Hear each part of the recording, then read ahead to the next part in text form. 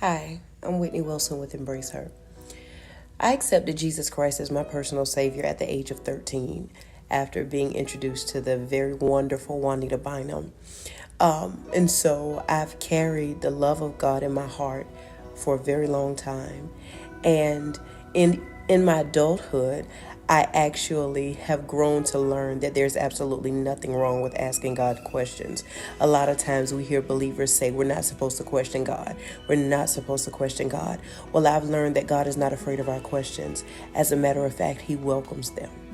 With this knowledge, I went to God one day crying in my adulthood, in my early 20s, crying to God very passionately, very upset, very angry, and very disturbed. And I asked Him, why did you make me this way? I had come to my wit's end with being teased, with being taunted, with being picked on in my adulthood. Like, when does it stop? And I went to God crying, asking Him, why did He make me this way? He gave me a vision, and in the vision, I was standing behind what looked like a wizard or something from the cartoons. You know how a wizard looks. And I could see he was overdressed, long white hair. I couldn't see his face because I was standing behind him. And ever so often, he'd look over to the left of him to what looked like this really big stewing pot or something like that.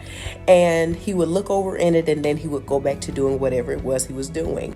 So after a few seconds, the vision switched, and I was standing to the far right of him, not looking in his face and all that good stuff.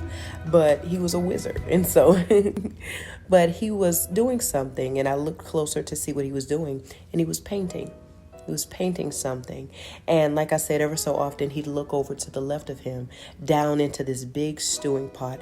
And then he'd take his paintbrush and still dip it into one of the paints that was on the table in front of him. And then he'd go back to painting.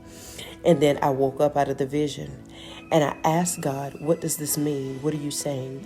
He said to me, he said, Whitney, when you saw me working very, very passionately, what you saw was me making you. And he said to me, whenever you saw me look over in the stewing pot, what I was doing was actually looking over your life. And I was watching your life. And I would go back to painting you the way I wanted to. This made me very angry. And I said, God, why would you still do it?